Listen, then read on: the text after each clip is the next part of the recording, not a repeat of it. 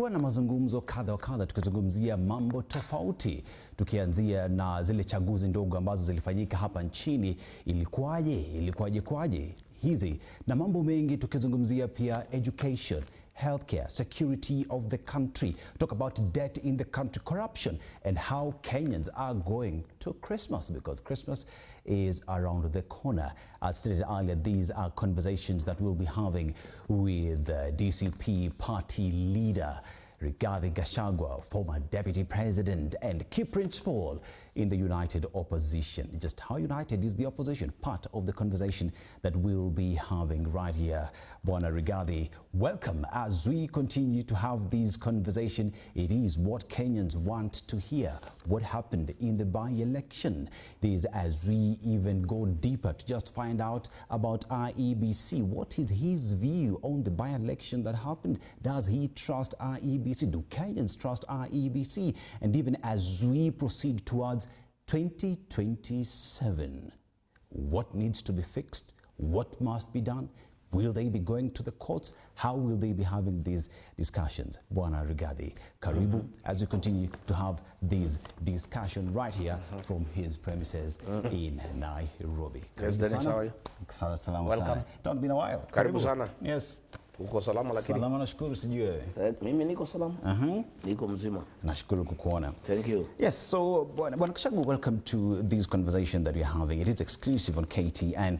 And even as we start to have this discussion, right, we are just off the by-election, and the DCP managed to garner 3 seats. You know, you've said it is a party that has been there for 7 months and has performed well. But if we, on the converse, we look at other positions, better not, it was expected that DCP or the united opposition would win Malava and Margarini as well. But just what's your view on the by-election? How would you rate it, as well as how would you rate IEBC?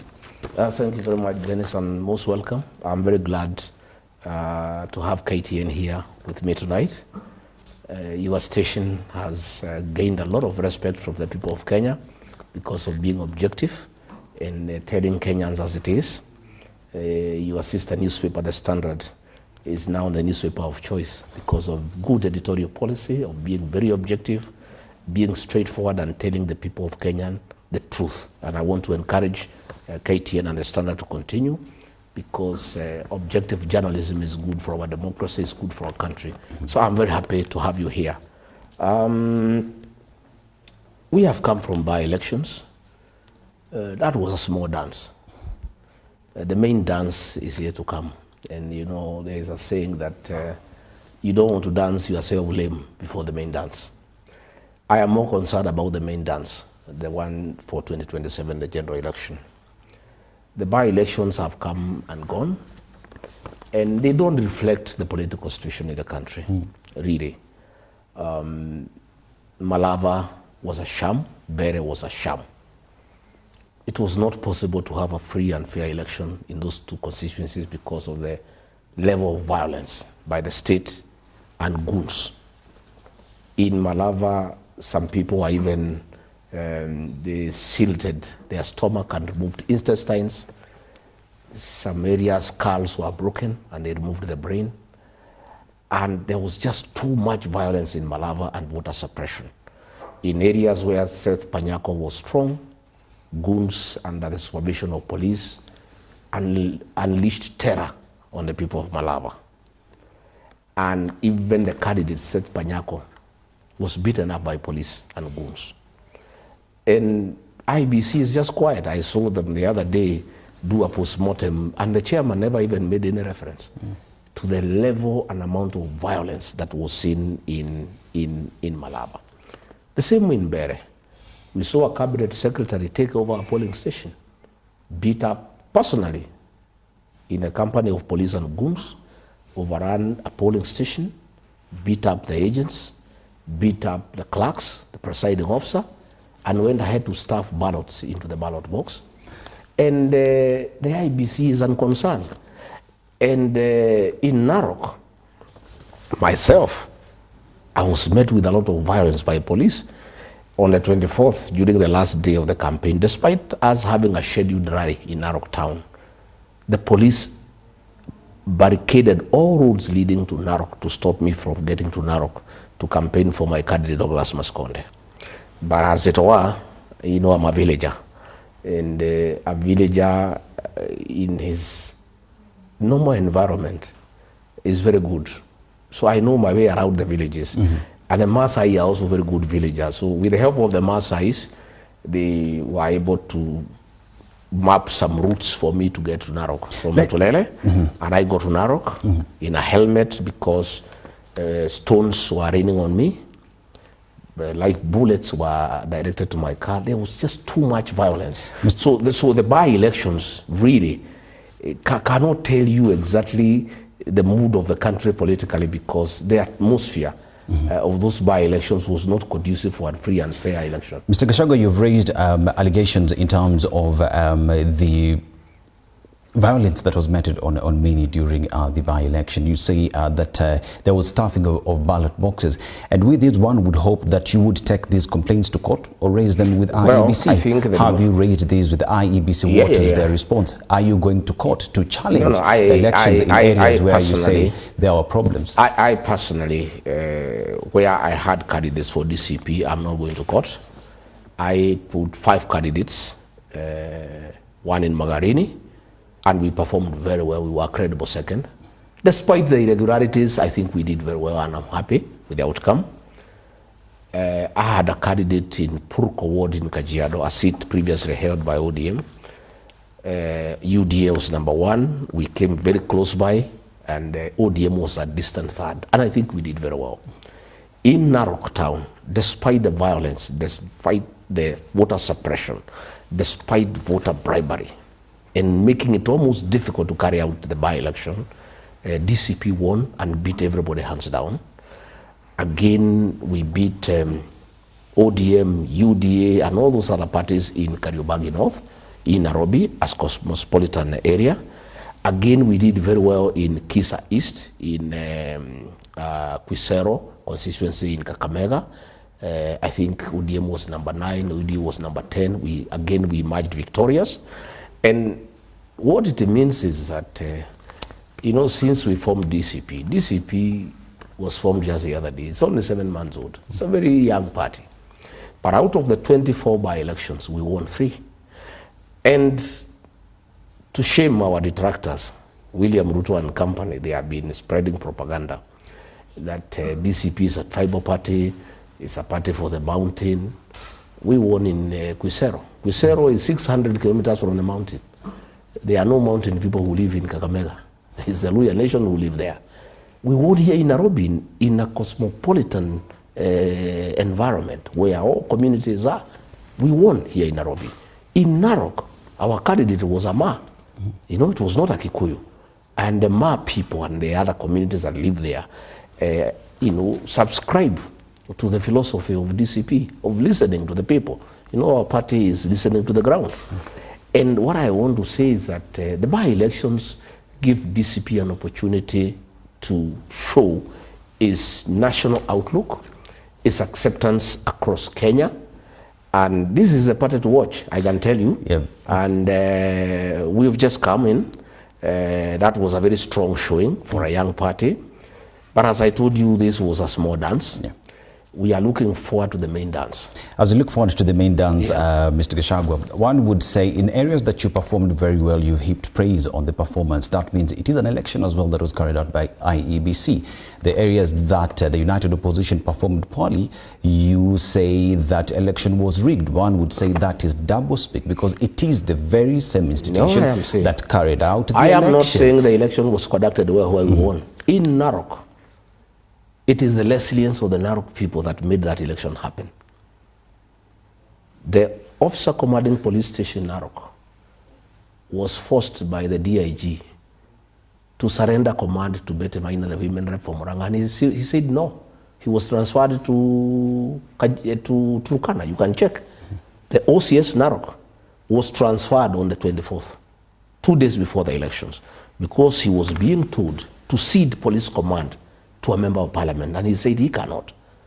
The woman representative of Murang'a took over the police command in Narok. She's the one who was commanding police operations, and she unleashed terror to the people of Narok town. People were beaten up, people were injured, but the people were resilient. And especially when I went there, forcibly, when the police were stopping me, when live ammunition was fired at my car, when stones were raining on me, and I was very brave and courageous, I give people the impetus and the courage that they should not be intimidated. We won the election, but it was not a free and fair environment. It's really people fought, you know, and exactly this is what will happen in the general election. I have no doubt in my mind. Kenyans will not agree to be suppressed by goons and police in 2027. I have no doubt in my mind. What I saw in Narok is what we want to encourage across the country.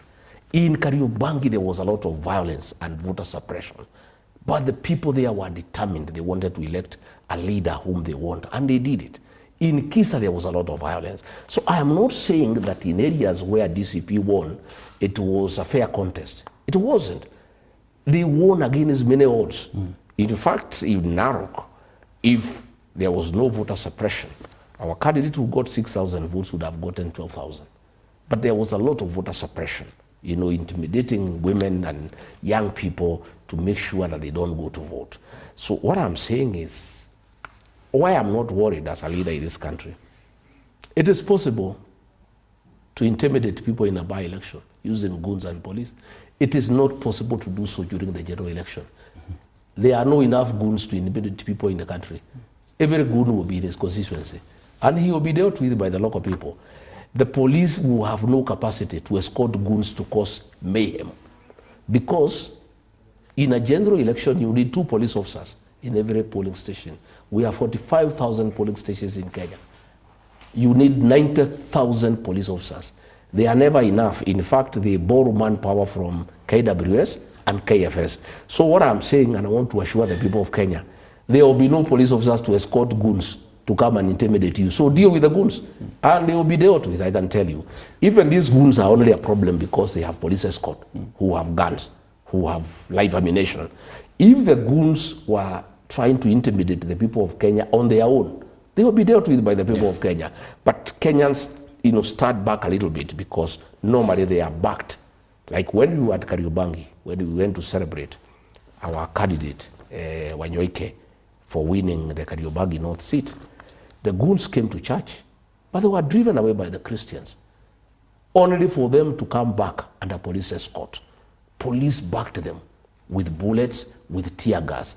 You know, police were tear gassing children and the clergy so that they can create confusion and allow the guns to attack our people. But if the police keep away, goons are not a challenge in this country. They will be dealt with by the people of Kenya in a very, very, very expeditious manner. So I want to assure the people that what they saw during the by-election is not possible in a general election. Nobody has that capacity during a general election to cause mayhem, to intimidate people, to do voter suppression. I can tell you the people of Kenya will make sure that voting is orderly, there is no disruption, there is no voter suppression, there is no interference. The people of Kenya will do so. Mr. Gachagua, you said that in areas where you participated in election and lost, you would not be going to court. And in other areas where, say, DP in Bere, that is, you've distanced yourself, whether they want to go to court, yes or no. But how then do you distance yourself from United Opposition if all along you have been speaking the same language? Is it a question of where I did not have a member, it is none of my business? How then does that speak in terms of United Opposition and how united it is? Every party is distinct. We are united in purpose, in terms of getting a single presidential candidate to face William Ruto. That we are united. But we are not united in the nitty-gritties and the day-to-day operations of every political party. I went to Bere to help the Democratic Party, but they are in charge of their own operations. The DP leader, Justin Muturi, has told me they are going to court, and I wish them well. And it's important that they do. Would you support him as it goes to court? I don't need to support. I'm not a lawyer. I'm not a lawyer, so I cannot help. But I think they should go to court, because what happened in Bere is unacceptable. From my own view, the UDA candidate will not garner more than 5,000 votes. There was a lot of voter bribery. There was a lot of coercion of elderly women and men who are recipients of the cash transfer program. About 7,000 elderly people in Bere were intimidated by chiefs, by Nyumba Kumi, by elders that if they don't vote for UDA, their money will be discontinued. So they went to vote for that candidate under duress. And I want to tell our elderly, this cash transfer program is not a gift from William Ruto. It is money that is voted for by the National Assembly. It is appropriated. It is your right as elderly citizens to receive this money. And it does not depend on the goodwill of William Ruto for you to continue receiving this money. I want to tell them as we go to the general election, because the chiefs were caught the other day and told of the success of Bere and Malava, how the chiefs and Nyumbakumi intimidated elderly people who received the cash transfer program to vote for the UDA candidate. And they were told to replicate the same across the country. Let me ask our people to tell their mothers and their fathers that fund, that program, is not a gift by William Ruto to the elderly people. It is a government program. These are funds that are voted for and appropriated in the National Assembly. They are from public funds. And they don't have to vote for William Ruto or his candidates for them to continue receiving that. In fact, if I'm elected president, and I think I will, I intend to increase that fund from 2,000 to 5,000 because it's not enough. In fact, other than threatening these elderly people that if they don't vote for William Ruto, he will discontinue the program, what myself I'm telling them is that we must increase that fund from 2,000 to 5,000 to be able to help the old people. And it's their right. Even when they vote for me, it's not a favor. You know, it is their right as senior citizens in this country. And these are public funds. They are not from the president. They are not from his farm. They are not from his pocket. These are public funds. So our people should not be intimidated that if they don't vote for William Ruto in 2027, as the chiefs have been directed to go and threaten them. And I want to ask them to ignore those threats. And we'll be telling them the following 1 year, the whole of 2026, where we go, we'll be telling the elderly people, please, you must cast your vote where you want. You should not be intimidated by government that if you don't vote for William Ruto or UDA candidates, that this fund where you are given 2,000 shillings every month can be discontinued. Now, so let's remain a little bit in Bere, and I want to look at a situation where, as we talk about the mountain, you have packaged yourself to be, one would say, the kingpin or the spokesperson of the mountain. And we look at the by-election and how much effort was put in the mountain, especially to win the Bere seat.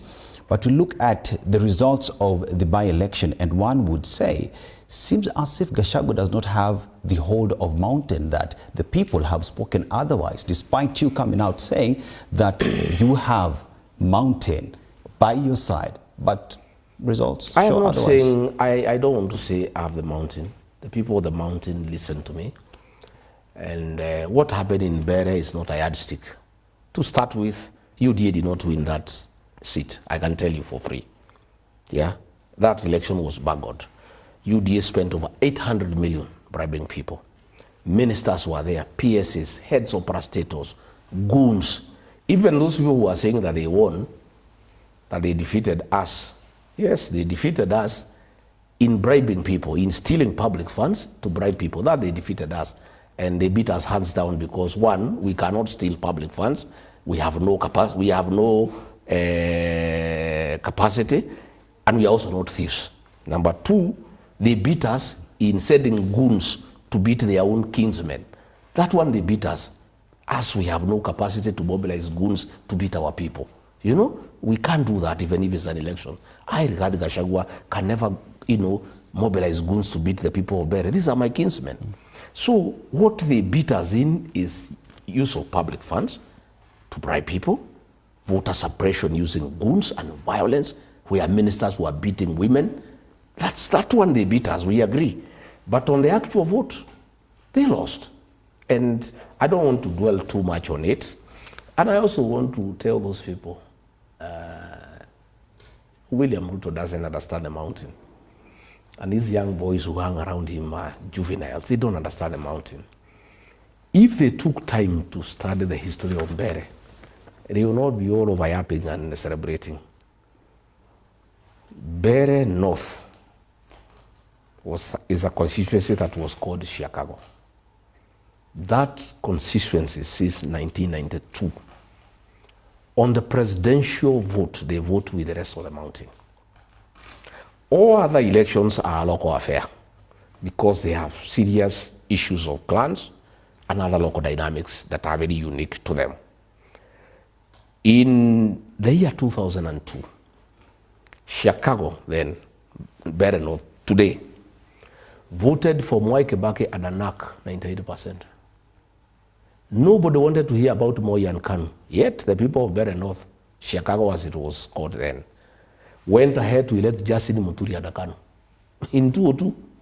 The following election in 2007, they voted for Mwai Kibaki, 97% at the PNU. They rejected JB Muturi with PNU and elected Lenny Kevuti and Asafina. In 2013, the people of Better North, like the rest of the mountain, they voted for Uhuru Kenyatta under TNA, went ahead to elect Gachagua and Abbas. That's how dynamic it is. All those people in Bere, including those who voted for the UDA candidate, are one-term people. In matters presidential, the people of Bere North and Bere South, they vote with the rest of the mountain. That's why I'm not even bothered myself. It's not even an issue. It's not, as far as I'm concerned, it's not even an issue because I understand the dynamics of those two constituencies and the way they are voting is all the time. But I want to tell you from what happened, UDA can celebrate. It's a forced celebration, even themselves. Even Ruto himself, he knows. If you spend 800 million for 15,000 votes, yeah, a vote is worth almost 60,000. I mean, what are you saying? What are you telling people? I mean, in that election... And the opposition did not have money to spend. They have stolen money from nobody. They have no access to public funds. They were just selling policies. They were just selling their candidate. When you spend 800 million in a constituency, that's why I want to tell these UDA fellows, they are celebrating nothing. During the general election, they will be their own. Kila mtu atakuwa kwake, anang'ang'ana kwake. Mtu atakuwa sugoi, there will be no goons to help you. There will be no police to help you. You will have to go and fight your own battle. In Bere, as we just wrap up the conversation around that, there is the aspect that is Moses Kuria part of United Opposition because we saw him present a candidate through Chama cha Kazi. And in your own deduction, would you say that affected in one way or the other? It did. It did. You see, when the elders of Bere approached me, it's because of the clan dynamics. Newton Karis and Boy, the one who was in DCP who went to Kuria, come from one clan. And the elders told me, if we have the two candidates, it's not good. You know, the other guy, the one who is said to have won, comes from a different clan. So they asked me to step down this guy so that this clan can have one candidate. And it made a lot of sense because I understand the Bere people and the clan dynamics. Because I'm from the mountain, I understand those things. So I withdrew the candidate. But then the government approached Kuria. Kuria is part of the Ruto administration. He's not in United No, Opposition? he is part of it. His party, the Chama cha Kazi, is one of the many wheelbarrows I talk about. You know, Ruto has so many wheelbarrows in the mountain, parties that he uses for his own use. So he called that a wheelbarrow to get this guy. This guy got 2,500 votes. Those votes, because of the clan dynamics, would have gone to Newton Karis. Yeah? Despite the theft of the election and the voter suppression and the bribery and the violence, probably if those votes went to him, it would have been different. And I have told the people of the mountain, this is going to happen a little bit more. There are so many wheelbarrows in the mountain. And William Ruto will be checking where it is. He introduces 2-3 wheelbarrows to divide the vote. But as it were, people are very intelligent. People now even know. I'm even happy that it happened because I've been talking about it. And people now can see what I've been telling them. That Ruto has many wheelbarrows in the mountain. That he will be unleashing to interfere with the outcome of elections in various constituencies and counties. So people must be aware which is their party, which is the party they can rely on, and we'll call out the wheelbarrows so that people know them. When they see them, they know they are wheelbarrows. Yeah? But Kuria and Ruto are one, and they were on the same side, you know? And that is the way it was planned. And it defeated what I had done because had withdrawn the candidate to allow the united opposition to have one candidate to face the other. But you see now, through Kuria, another candidate was introduced to divide the vote for Newton Karisa. Now, you've said you do not trust IEBC, yet the ballot 2025, as we call it at Standard Media Group, is a litmus test on what is to happen in 2027. If we look at what has happened in 2025 and that pending credence in the sense that in 2027 we might see more and more of this, like you said, we might have more wheelbarrow parties, as you call them, in 2027. How are you going to the election with an IEBC that you do not trust? Well, we don't have a choice. What we have to do is just improve our mechanism to gather our votes. And the people will gather the votes. Despite the voter suppression, despite the violence, despite the intimidation, the people of Narok made their point. The people of Kenya will do so. And it's good these by-elections have happened. We have now known the use of goons. The people will be prepared to deal with goons. I can tell you, these goons will not disturb anybody any other time in this country. They will be dealt with. The use of police in civilian clothes, people will deal with it. We are very happy that these by-elections happened. We have known what Ruto intends to do, the use of goons and police for voter suppression, for interfering with the will of the people. It is good it has happened in good time. We're going to educate our people. There will be a lot of civic education in the next 1.5 years. As we start meetings in February, wherever we go, we'll be educating our people. Again, let me also tell you, it is easy to bungle a by-election because you are dealing with one vote. In Narok, we had one agent. What will happen in 2007? There will be 10 agents for the MCs. There will be another 6 agents for the MP. There will be another 4 agents for the governor. There will be another 4 agents for the senator. There will be another 3 agents for the women rep. There will be 6 agents for the president. You will find in a classroom there are 30 agents. And those 30 agents, you cannot make them agree on how to bungle the election because they have different interests. So what will happen is that all of them will protect the credibility of the vote. You know, the agents, because they are many, they will protect the credibility of the vote. Again, each candidate will organize men to protect the polling station from goons. But you see now, in Bere there was only one candidate. His capacity to protect the polling station is diminished because he's just one person. But where you have 6, you have more than 40 candidates in a polling station fighting. Each one is fighting to win. Those people, they will mobilize 20, 30, 40 people each. There will be 500 people outside there saying you cannot interfere with this election. Yeah. And you know it's good it has happened. Kenyans are wiser, you know. The Maasais in Narok are saying, had we known that they said goons here, wangekuta sisi tungewangoja. So 2027, the Maasais in Narok will be waiting. They will protect the polling station with their means, and they have the means to protect the polling station from anybody, including the police. So we want to say the police is very embarrassing that the National Police Service have made goons a part of the service. They work together. IG has surrendered the command of the National Police Service to politicians. It's a shame. It's so sad. It's unbelievable at this age that goons can take over the National Police Service. You know, it's unbelievable. Even the other day, the president said that all the goons who attacked us in Kariobangi should be arrested and charged. The following day, the National Police spokesman gave some 80 names. It is 1 week. None has been taken to court. And they will not be taken because they are part of government. These are government goons. They were organized by the PS Internal Security. So nobody will take them to court. So the president is just wasting our time. He's just enjoying the people of Kenya, saying we don't want goons. I've directed IG. He stands there. He salutes. It's 1 week since he gave the instruction. The names were given. Who has been taken to court? And nobody will be taken to court because these goons are part of the government arrangement to manage politics. So what will happen is that the people of Kenya will prepare themselves to deal with the goons, to deal with the police.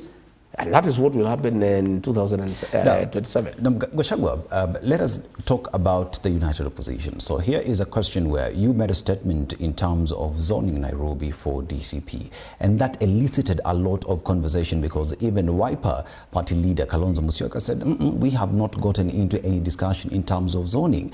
And many have equally just described you as a bully, that within the United Opposition, it's either Gachagua's way or the highway. Is that the case? I don't think I've said it's either my way or the highway, but I'm the party leader of DCP. And I have my party to market. I must market my party, and I must fight for its rightful space in any dispensation.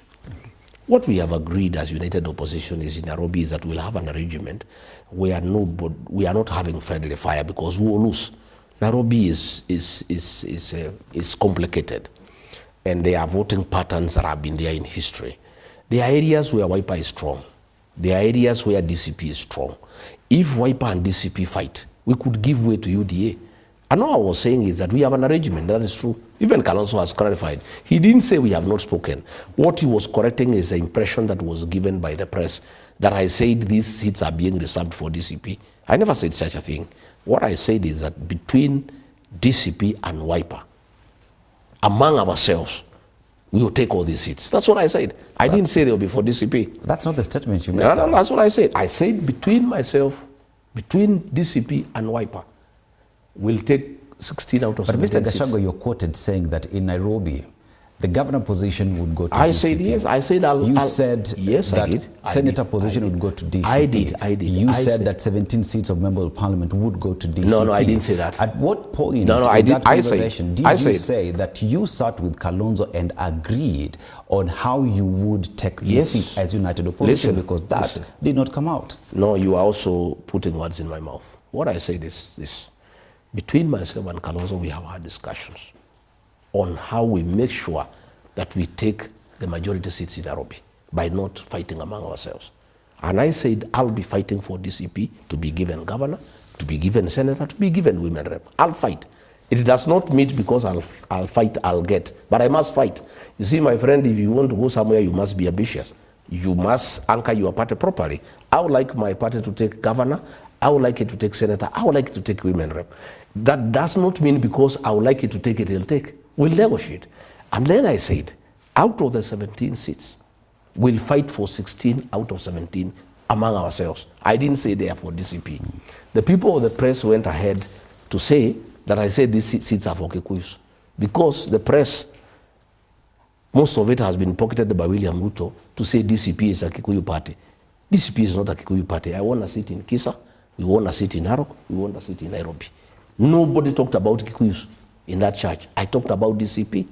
And to tell me that DCP is synonymous to Kikuyu is erroneous. It isn't erroneous. It is not synonymous to Kikuyus. Kikuyus are in DCP, yes. So are many other Kenyans. So what I say, and Kalonzo has clarified, we have not agreed on who is to get what. But what we have agreed is that among ourselves, we'll go for all these seats.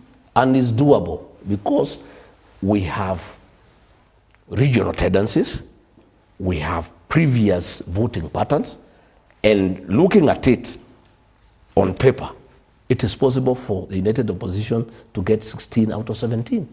And those 16, the DCP will get its fair share commensurate to its strength and presence in Nairobi. But people want to twist what I say, that DCP will take everything, or DCP wants to intimidate Wiper. In fact, I went ahead to affirm the place of Kalonzo Musyoka in Nairobi politics. I did. I say this guy has been making ODM win all these seats, and I want this time to help me in DCP win most of them. That's what I said. So how do you say we are intimidating Wiper and Kalonzo when we are actually affirming his place and role and influence in Nairobi politics? You know, and I can tell you, for the longest, most of the seats that ODM has gotten in Nairobi is because of the support of Wiper. It is that support I'm looking for. And I have every right for my party to reach out to Kalonzo to help DCP. I mean, whom do people think I am? I should not fight for my party. I should not look for a strategy on how I can win more seats in Nairobi. I would be foolish not to do that. And I have reached out to Kalonzo, and I'll continue reaching out to him. If Kalonzo can help DCP to get 8, 9, 10, so be it. If DCP can help him get 5, 6, so be it. And I can tell you, this Nairobi is a discussion, because you must sit down. You can't have friendly fire. It is not wise, it is unstrategic. And that's all I said. And you know, I had some people say, oh, Rigathi should not give out his strategy or his secret. There is no secret. I'm an open book. Myself, I talk for the people who are my supporters. And they have every right to know what I'm planning for them. I don't want hidden cards and hidden, games. Ati tuende tukutane hapo na Kalonzo, tupanga hapo kisiri. I am not that kind of a person. Mimi tukikubaliana kitu na wewe, nasema tumekubaliana namna hii. So that my supporters know the kind of deal I'm entering them into. We are in the problem we are because we never told people what we had agreed with William Ruto. Had we told people what we had agreed with William Ruto, we will not be where we are. Rigathi Gachagua, you've mentioned about strategy. The government has mentioned you that you are rudderless, you are planless, that you have no agenda for the people of Kenya. Tonight, let's talk about the agenda. Beautiful. You know, we talk about where we find ourselves today. In January, we have education, students going back to school. And with that, we have seen the entire, in terms of capitation, how that has been a problem in the country. The teachers, the JSS teachers, senior school teachers have warned that they would down tools. And as we talk about the agenda and talking about education, you say that you want to be president of the Republic of Kenya. DCP wants to form government. United Opposition wants to form government. What is the agenda on fixing everything that we see today, especially in the education sector? What promise do you have to the parents and students, children of the people of Kenya? Thank you. I'm very happy that you have asked me this question. William Ruto says we have no agenda. We have a very serious agenda. Very serious agenda for this country. And I am happy to have this discussion tonight. And let me tell the people of Kenya before I go into the agenda. I've heard the president going every meeting saying that the problem of Kenya is tribalism. That's a lie. It's a false narrative to run away from the real issues of discussion in Kenya. We have no problem of tribalism in this country. There is no community fighting any other community. There is no community that has a problem with another community. The problems that bedevil Kenya is theft of public resources. The problem of this country is mismanagement of public resources. The problem of this country is not tribalism. It is the sale of national assets. The problem of this country is not tribalism. It is abductions and extrajudicial killings. The problem of this country cannot be tribalism. How does tribalism cause extrajudicial killings? How does tribalism cause the sale of public assets? What the president has done, because he has messed the country completely, he is creating a false narrative about tribalism and cohesion. Oh, we need to bring the country together. This country is united against theft, is united against corruption. This country is united against theft of public resources. We'll get to corruption. Let's talk about education. So what I'm saying is, the plan. As I want us to discuss the problems of Kenya, but I want to put it from onset, that tribalism is not a problem in this country. And I'm very disappointed that even very serious political commentators and very serious newspapers have actually bought the narrative by William Ruto that the problem is tribalism, so that we don't discuss the real issues of how he has messed this country in 3 years. You have asked about education. Mwai Kibaki, the third president of the Republic of Kenya, gave us free primary education. Uhuru Kenyatta came and gave us secondary school education that is free, so that education is an equalizer. Every child, despite your background, despite the ability of your parents, you have access to education to give you a springboard to be somebody in life, for yourself, for your parents, and for the country. Within 3 years, William Ruto and his government have destroyed whatever Mwai Kibaki did and what Uhuru Kenyatta did. As we speak, every child in secondary school is supposed to get 22,000. Last year, they were only given 9,000. 13,000 did not come. Most secondary schools are being auctioned because they took food from suppliers they cannot pay. You know, as we speak in January, yeah, parents have been told to prepare to pay. On paper, the Ministry of Education says education is free. But in real life, they go and tell the teachers, the head teachers, you ask the parents to pay, but don't say it's the official government policy. You know? And when the teachers made noise, instead of making available money for capitation, they were called to State House and bribed it with the 10,000 shillings each. You know? You bribe the principals and the head teachers to stop talking about the collapse of the education system.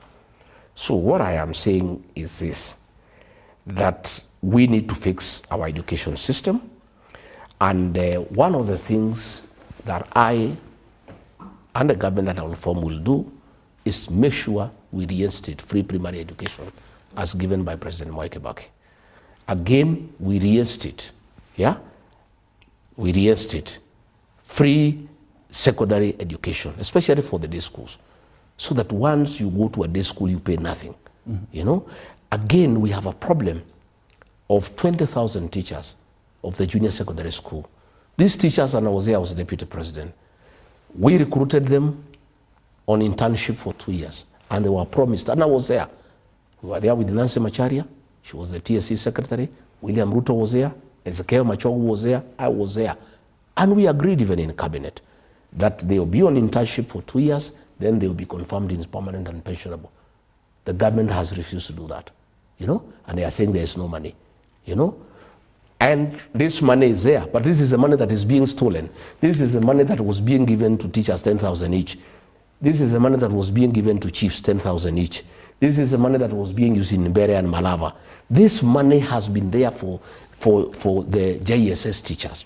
But this is the money that has been stolen and diverted to politics by William Ruto and Kindiki. All this money you are seeing around the country being dished for politics, this is the money that was for the JSS. Look at the lecturers. We had a problem with the lecturers for a long time. Yeah, they were on strike for a very long time. 49 days. The other day it was agreed that they be paid 50%. They were lied to. They have not been paid. We have a looming strike in January because the money is not available. This is the money the president is using for re-election. And then these teachers are being told the problem of Kenya is tribalism. How so? How can the problem of Kenya be tribalism? The problem is mismanaging the education sector. 2024-2025, when you were deputy president, still, capitation to schools never got there. Do you take responsibility or do you distance yourself from that? I take no responsibilities because, you know, in 2024, I disagreed with William Ruto about the finance bill and about the way he was running the country. It's on record. That is why I was hounded out of office. I started telling him the country is headed in the wrong direction. We have lost our priorities. And this is not right, you know? By the time the impeachment was in the works, Mr. Gachagua, you had served as deputy president. Yeah, and but everybody knows. Gotten to schools. Everybody knows. How do you distance yourself from everybody a knows that you served in? Everybody knows, and if you ask JB Muturi, he can tell you, I oppose most of those things in cabinet. And it is one of the grounds that was used to impeach me, that I was having insubordination, that I was not agreeing to cabinet decisions. Yet you go to cabinet so that you express your opinion. It doesn't mean because you are in cabinet, you must agree to everything that is being proposed. For the last, I served 1 year.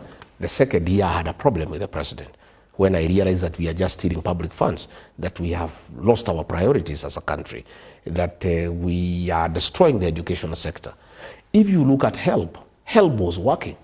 They came and introduced a mongrel of finance model that cannot work. I opposed it in cabinet. I said, Mr. President, I have listened to lecturers, I have listened to students, I have listened to parents. Nobody wants this system. The English say, if it's working, don't fix it. This HELP has been working for very many years. Let's panobit it a little bit and improve it. Let's not scrap it. And what I'm saying is that... how would you fix it? I would reinstate HELP and panobit it. It needs a few things here and there to make it more inclusive, so that you can even include people in polytechnics, the tertiary institutions, and you also make sure that students have access to this fund, and then you create a good mechanism on how they pay when they get employment or when they get self-employed. But you don't scrap the whole thing. It's throwing away the baby with the bathwater. And these are things that we want to do.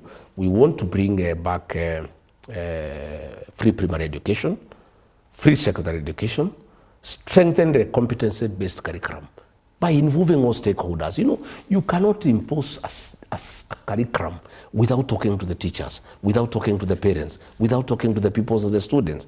These are things that we must do. And again, we must invest as a country on our teachers. We must remunerate them well. These teachers who are internship, we must confirm them to P&P so that they can also earn a dignified living. How do you get teachers to teach the young people when themselves they are very uncomfortable, when they have no food in their house, when they have no bus fare, when they have no bus fare to get to school? Again, we must digitize our learning system. Most of these programs we have introduced, nobody prepared the teachers. You know, we did not upgrade them by first making sure that they are all computer literate. So these are things that we want to do. And my brother, to build our country, we must fix our education system. And Mwai Kibaki did it. And everybody was happy. In a record 3 years, that has been destroyed. And that's what we are saying, we must fix it. And the problem that we have today, as we go for Christmas, parents are crying. Where will they get money to pay school fees in January? And then William Ruto is on top of the vehicle telling parents their problem is tribalism. What has tribalism got to do with the capitation? What has it got to do with the payment of JSS teachers? Let us deal with the real thing. The real thing is that the government has destroyed the education system, and it has undermined great work that was done by Mwai Kibaki and Uhuru Kenyatta. You know, healthcare is another big ticket item that Kenyans are struggling with. SHA, is it working? Yes. Is it working? The government says it is working, though it needs a little bit of fixing, panel beating for it to work. You know, recently we saw the president was recently in the United States of America. He signed a new health deal where data would be shared. What's your position on that? And even as we still remain on matters to do with healthcare, SHA is not working. SHA is not working. What is Gachagua's solution to SHA? SHA is not working because it was a fraud. William Ruto attended a church service where I attended in Embu. It was the inauguration of the Bishop of Embu Diocese. And then he took the microphone to say SHA is working. He could not speak, he was shouted down because it's a lie. SHA is not working and everybody knows it. Even a 34-child knows SHA is not working. SHA was a fraud to steal money by Ruto and his cohorts. And already 104 billion shillings have been stolen. The NHIF system was working, and it needed 800 million to be upgraded into something that is functional. The whole scheme of SHA was to steal funds. Yet, Mr. Gachagua, you allowed it to happen with your deputy president. I'm saying I oppose these things. And that is why, when I was removed from office, one of the accusations against me, one of the grounds of removing from office is that I was not respecting the president and I was having insubordination by opposing government programs. But theft is not a government program. The government that I fought for did not tell the people of Kenya that theft will be one of our programs. So I opposed theft. I did not oppose a government program. I opposed theft by William Ruto and his people. So you remember the other day, 10 billion shillings was stolen and paid to hospitals that are closely associated with CS Aden Duale. You remember on the 1st of December, Aden Duale, with a lot of drama and theatrics, gave a lot of documents to the director of criminal investigation, DCI, 1st of September. Today is, I don't know, 8th or 9th.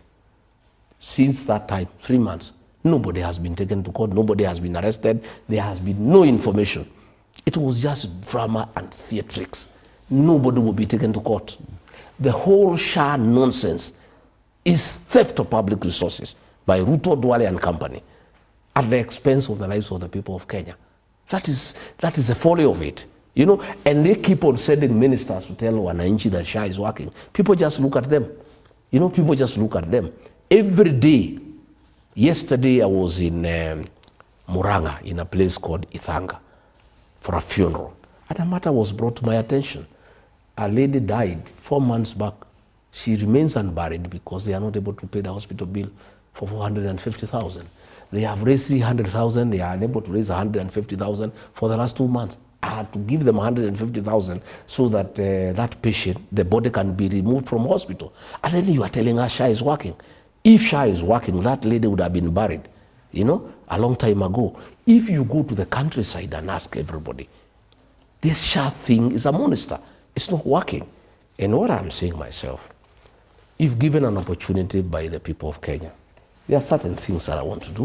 One, I would like to revert to the NHIF ideology. It was a very good thing. Just reform it well, upgrade it to meet the modern times, you know.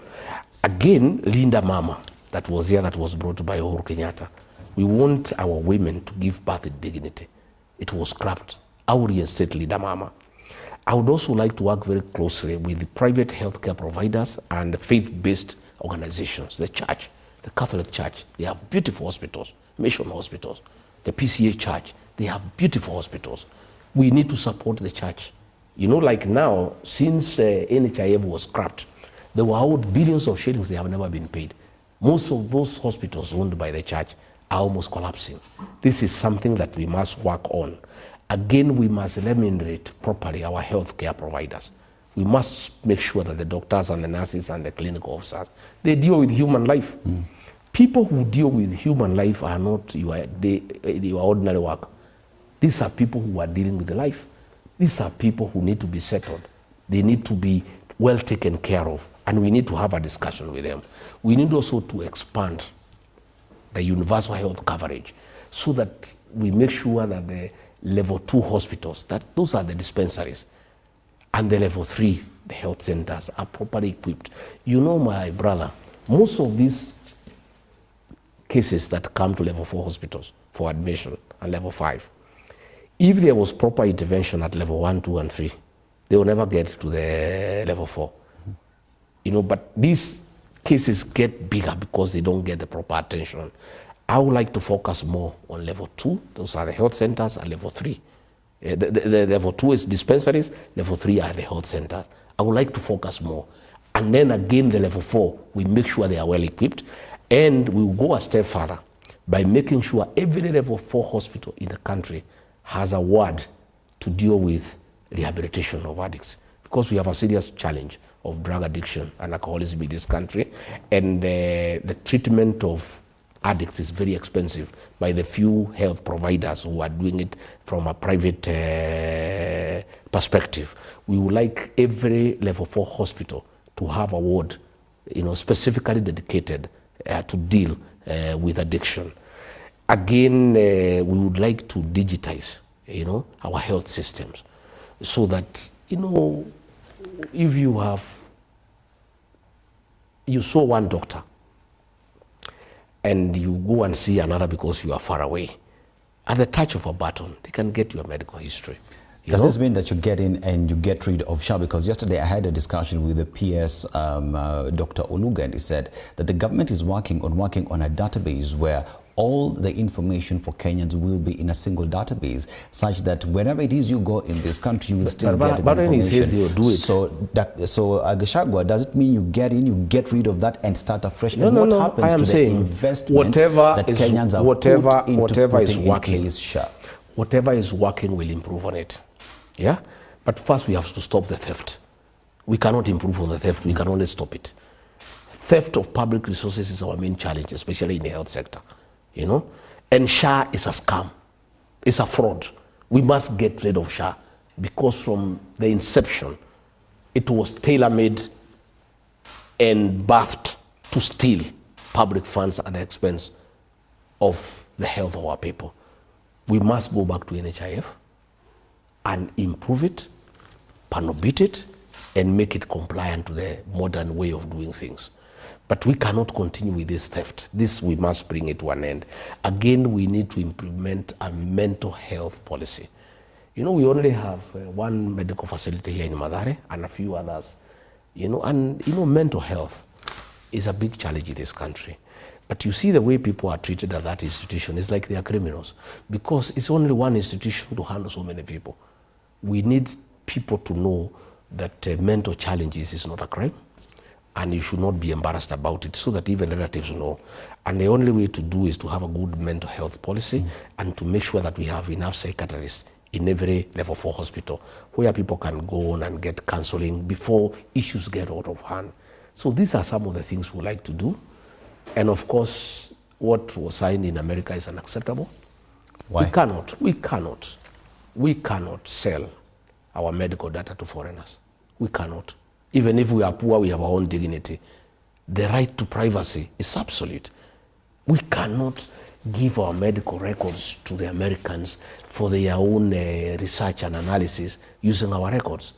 And I think it is very inappropriate for the president to brag that he has signed an agreement with the Americans to get some money, you know, so that we give away our medical records. And I'm happy that Okia Mtata has already gone to court, and I wish him well, because this must be stopped. These are things that we cannot allow, you know, that a president and a government can auction our dignity as a people. You know, you need privacy to your records, your medical records. It cannot be given to foreigners. I think that is totally unacceptable. I spoke to the PS, and he talked of aggregate data that would be shared. It would not be this is Dennis Aseto who came to hospital and was diagnosed with a certain medical condition.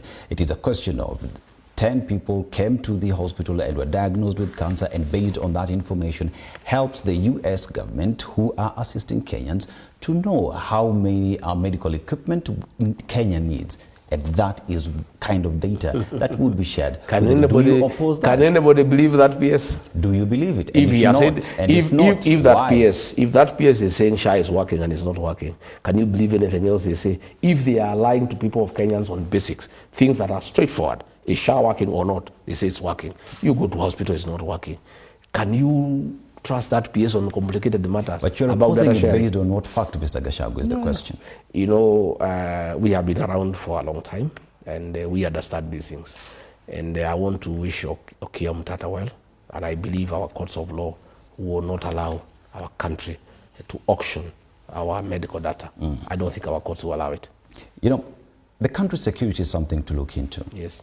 And recently we saw the arrest of many individuals, especially in the immigration department, with regard to matters to do with IDs. And that has pointed a picture on where the country is with regard to those who have the documents that are recognized as Kenyans. It is a matter that we had a discussion with you back in the days. But as we also just talk about security, there is the question of extrajudicial killing by the police. Yeah. During the campaign period, you say police attacked you in charge, you know. And as we just have a discussion on that, where do you see the country's security is? You have yourself been in that space for a very long time. Well, and if we are to fix the security, do you also care to comment, if at all, this ID business is being used to influence elections in 2027? To start with, as a young man, when I joined government at the age of 23, I joined in the security sector.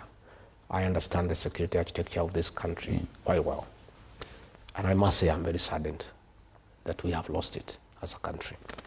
We have a clueless CS for Interior who has no idea on how to manage a country's security architecture.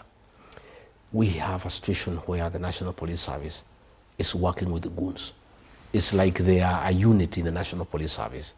We have seen the President of the Republic of Kenya moving around in town in Nairobi in a company of goons. They are robbing people when they are in the presidential convoy. They are, you know, touching women's breasts when they are with the presidential convoy. They are stealing people when police are there. And there is nothing the police can do because it is the president who has invited the goons to accompany him in Nairobi. We have seen where police are tear-gassing the clergy, and they are tear-gassing Sunday school children in church, and no action is taken. You have found where goons are being ferried in police vehicles with crude weapons, where goons have become part of our security architecture. That is how sad it is. You know, it's unbelievable, you know. And you have found where the country has sunk low, so low that the Inspector General of Police and the police commanders have surrendered the police command to politicians. It is politicians who are giving directions to police. Attack so-and-so, beat so-and-so, and there's nothing that can be done. And the commanders are helpless. we have found, I have myself have been attacked in 12 incidents in the last 1 year. I have reported this to the IG, to the DCI. Nothing has been done because those gangs are under the command of politicians who are opposed to my politics. It's the National Police Service is no longer under the command of the Inspector General, it's no longer under the command of the county commanders. The National Police Service is under the command of politicians and criminal gangs. And sometimes we wonder, this Haiti mission, the police went to Haiti supposedly to help the people of Haiti deal with the criminal gangs. But it is looking that they went there actually for benchmarking on how to work with the goons. Because since these people went to Haiti, the relationship of the police and goons have actually become very close and very cordial, and they are actually working hard together. You saw during the Sabasaba riots, property was destroyed in the mountain region and in Nairobi by goons under police supervision.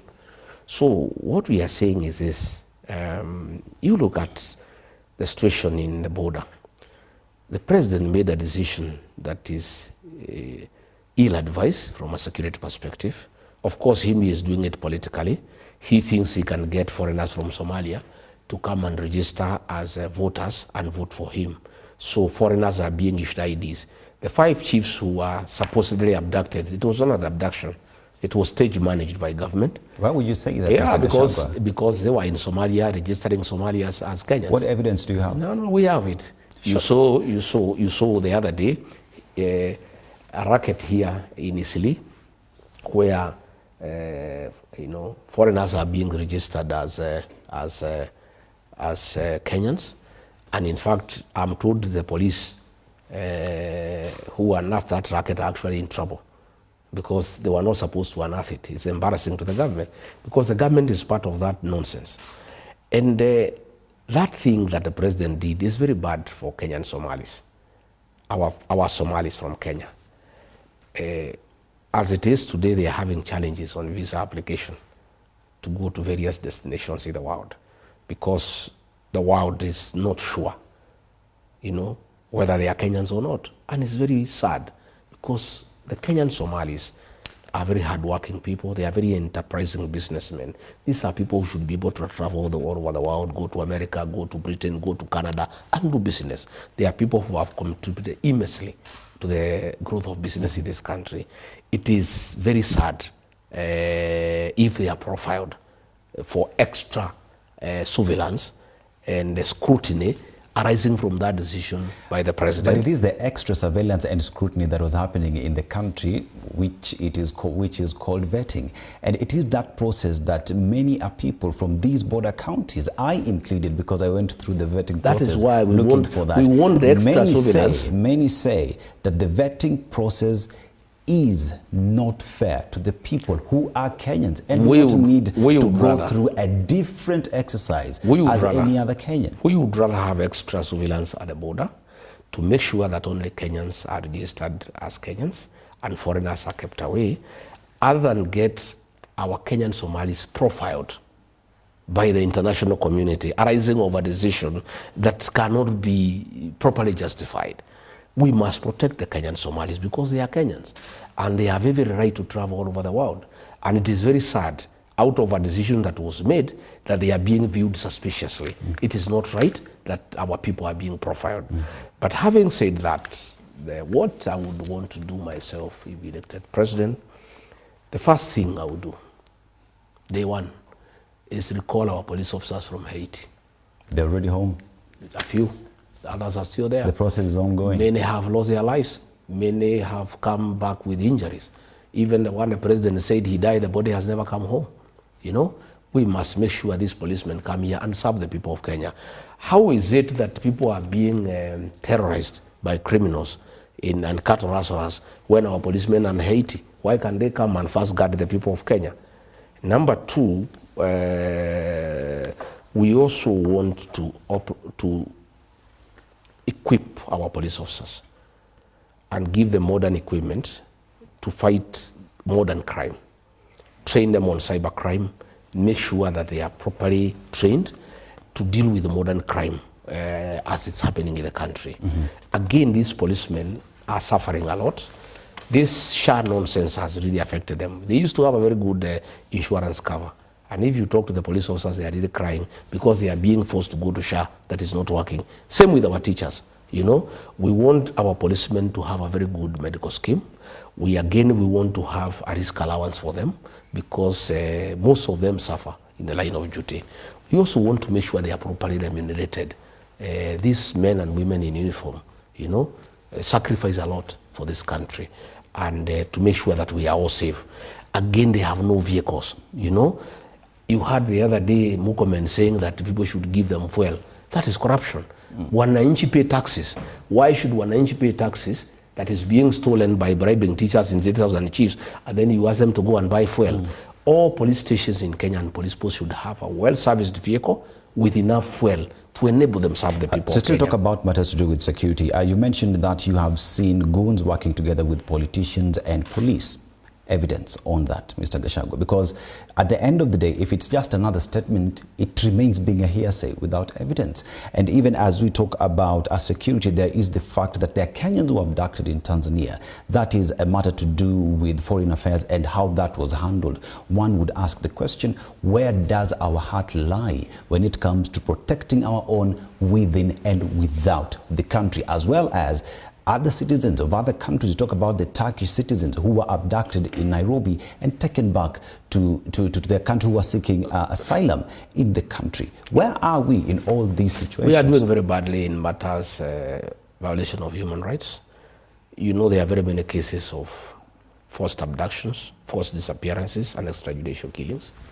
No action has been taken. I want to promise the people of Kenya on day one, there is a squad of 101 officers that has been in charge of those abductions. It will be disbanded, and all officers who abducted our children and killed them will be held to account. That squad was put there during the time when you're deputy president? Yeah, and I complained about it. I complained very bitterly. Who did you raise the question to? Did you go to IPOA or to IAU? No, I raised it publicly in Mombasa for the people of Kenya. I raised it with the president himself in a security meeting. I raised it with him one-to-one, and when he did not heed to what I was asking him to do, I held a press conference and condemned extrajudicial killings and abductions. I still hold that positions, that on forming government, abductions must come to an end, extrajudicial killings must come to an end, and all officers who have taken part in abductions and extrajudicial killings will be prosecuted. Because you're part of the National Security Council, what was the reasoning behind the formation of that force? Well, abductions and extrajudicial killings, and I opposed it myself.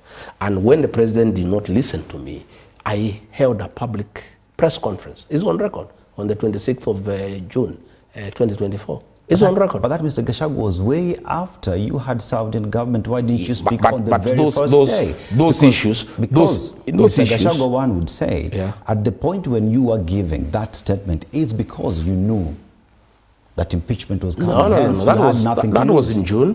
Impeachment was in October. It had reached a stage, I had raised it privately.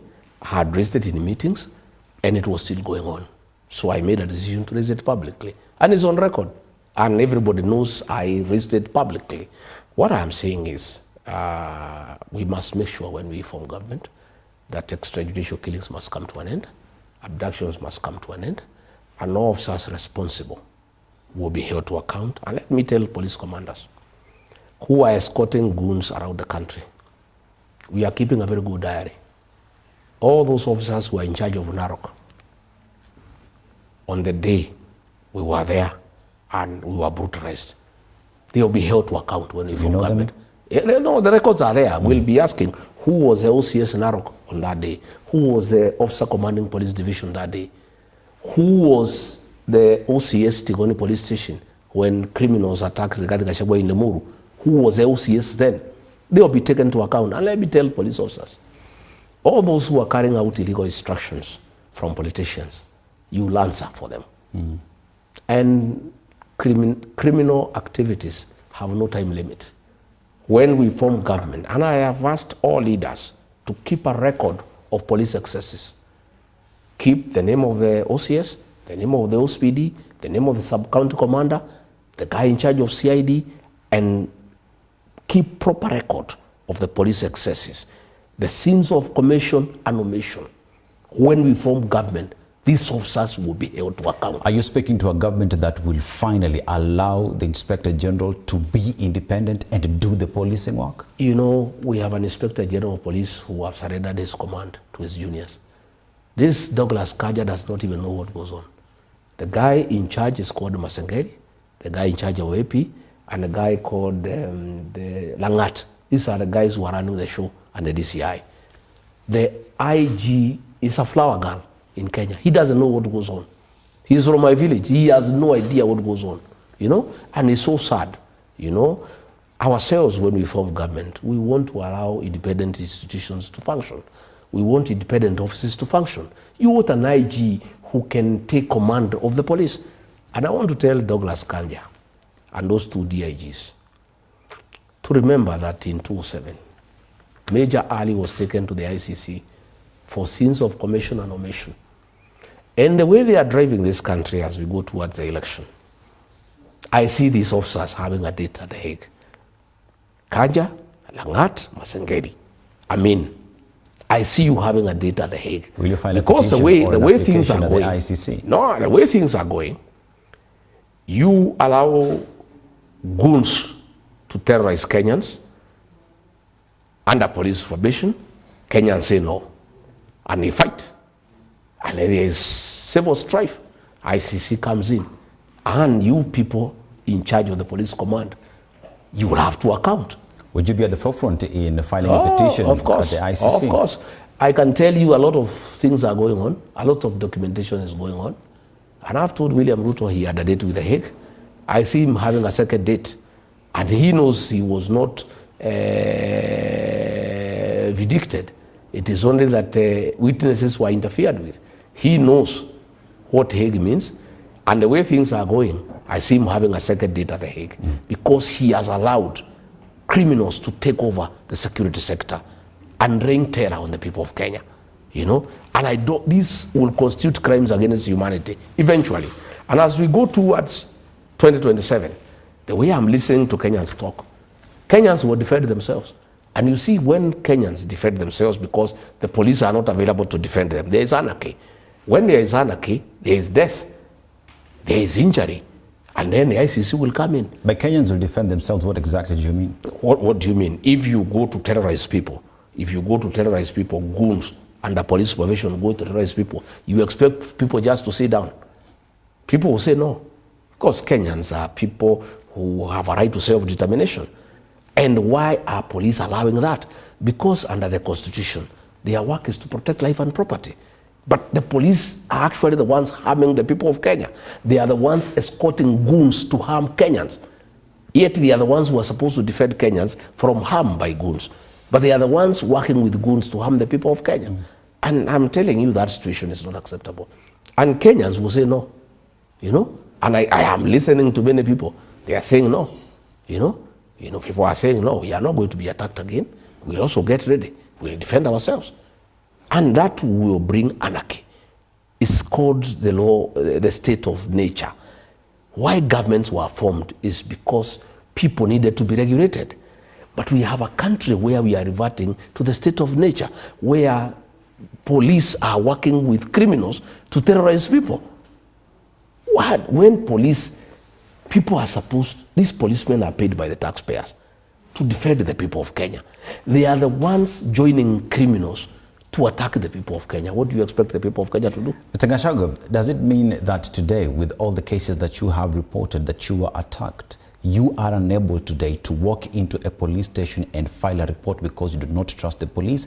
And if that is the case, then what picture does that paint in the minds of Kenyans who have no other option? Exactly, that's the point I'm saying. What do you expect Kenyans to do? What has happened myself now, I have people who defend me. The people who attacked us in Kariobangi Church, they were fought by my people, my supporters. They fought them and they drove them away. Then they came back with the police, with guns and live ammunition and tear gas, and overwhelmed our people because they have guns. But you see, what will happen is that there will be many cases like that. What has happened is they attacked me in Lemuru. They have never attacked me again without reaction. Because you see also I have supporters who will not allow people just to attack me. You know, wherever I go now, I have people also who defend me against the gangs. But do you want that in a country where people are defending each other and police are escorting one side to attack the other? It's a shame for Douglas Kaja and the National Police Service and Kipchumba Murkomen. He talks a lot of English, but it is during his tenure, you know, it's during his tenure, you know, that goons have taken over the National Police Service. He wears expensive shoes, expensive belt, expensive watch, but the country is being run by goons. How does he even get sleep? How do you get sleep as CS Interior to say you are the CS Interior of the Republic of Kenya when goons have taken over the National Police Service? He should be very ashamed of himself. Very ashamed. It has never happened, even during the Moi era. We have never seen goons take over the country from the policemen. We have never seen that. What is and I can tell you, even the president is part of it, because he issued instructions the other day. A week is over. Nobody has been prosecuted, which means he was not serious. He was just playing PR. You see, Mr. Gachagua, one would hope that where the country finds itself, especially on matters of security, that security is given utmost importance and that Kenyans would respect as well the rule of law and that the police as well would be there to do policing work. But let us go to on something that is very keen and Kenyans are following on, and this is the country's debt. Yes. At the time when you formed government, you said yourself, you found a public coffers that was empty. The country was purely broke. And during the campaign period, we would not borrow. We would have to seal all the loopholes and continue. But we saw the borrowing that continued even then. Today we speak in terms of 12 trillion shillings that is choking Kenyans on a daily basis. And if you just pause, Mr. Gachagua, and look at what trillion shillings is vis-a-vis what we see on ground, many would say mambo kwa ground ni different. How would you handle, first of all, where do you place Kenya in terms of the debt situation, and what would be the solution if the united opposition form government? You know, my brother, the national debt now is almost 12.5 trillion. And we have borrowed 4 trillion in the last 2 years. And we are borrowing about 3.5 billion daily. That's okay, we can borrow 3.5 billion daily. But what is annoying is that 3 billion is being stolen daily through procurement. You know, why are we borrowing to steal? William Ruto and his government are borrowing 3.5 billion daily, and then they steal 3 billion daily. You saw the other day a video, one of his MPs from Rift Valley, weighing money with a weighing scale. You know, because they have no time to count. The money is too much that counting billions will take a long time. So they weigh one note, they weigh one bundle, and they count it and they weigh. Then they use the weighing scale, you know, to be able. I saw another video that there is a central bank in Italy. You saw notes being packed. All this is money that is corruption through procurement. William Ruto has made corruption through procurement a way of life in this country. And he has started by having corruption in the State House, where he bribes people daily when people can see without even hiding, without even being ashamed. I used to see people bribing policemen, hiding a little bit. You know, they would hide, fold the note. Because bribery is not a good thing, they will hide a little because they are ashamed, because bribery is not a good thing. He called chiefs and assistant chiefs and bribed them with 10,000 each, and cheated them that he'll make them DOs. And the chiefs were just laughing because it's a lie. They know it's not possible because we don't have those number of administrative divisions. So one of the chiefs called me from somewhere, I don't want to say where, they'll hunt him down. And he said, this man is such a liar. He's telling us to go and lie to the people of Kenya that he'll make Kenya Singapore. But what is sad is that he has lied to us, ourselves, before he can go and lie to the people that he will make us DOs. And we know very well that it is not possible, you know? We had him bribe teachers, bribe everybody. This is money that has been stolen because it's not his money. His salary cannot match what he's using to bribe people. You have seen the sale of national assets, you know? The Safaricom, you know? Safaricom was sold to Kenyans in 2007. 25% shares. There was IPO, the initial IPO. Kenyans oversubscribed. They bought everything. I tried to buy, they could only allow me to buy a little. Today, those shares are being sold to a foreign company, Vodacom, at 34 shillings.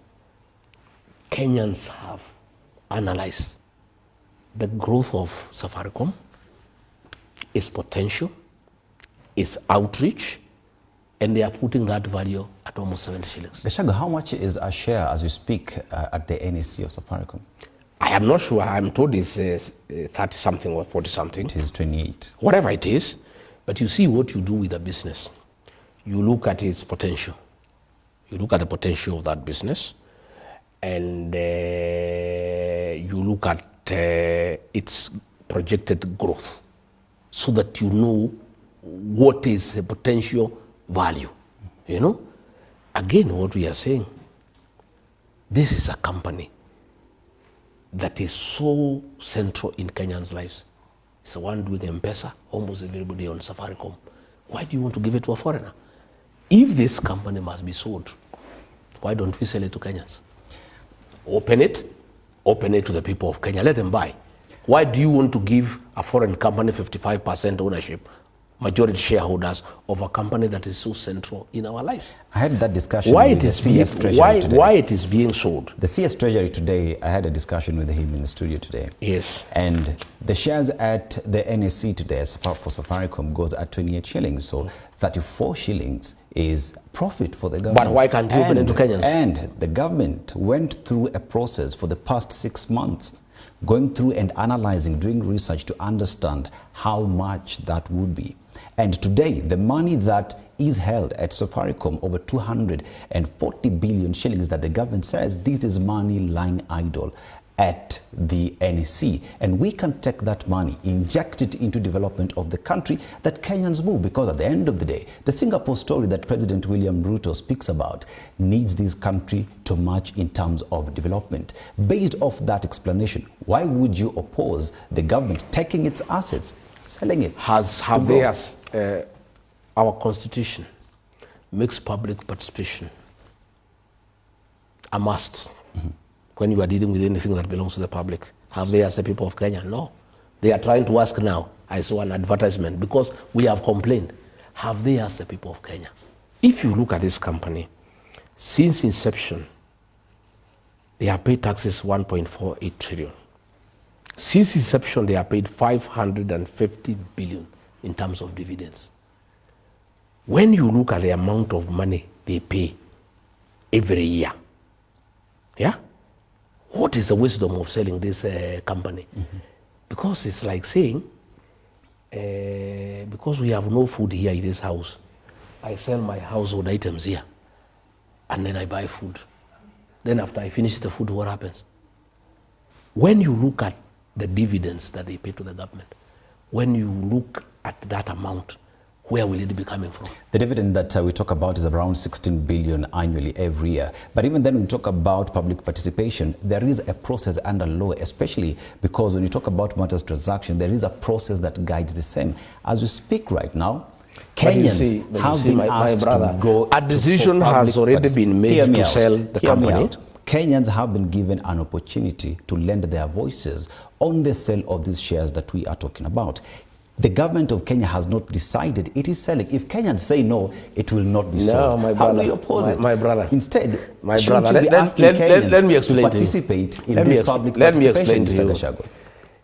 You don't say you are selling this and even the amount before the people of Kenya can tell you to sell. You first say we want to sell.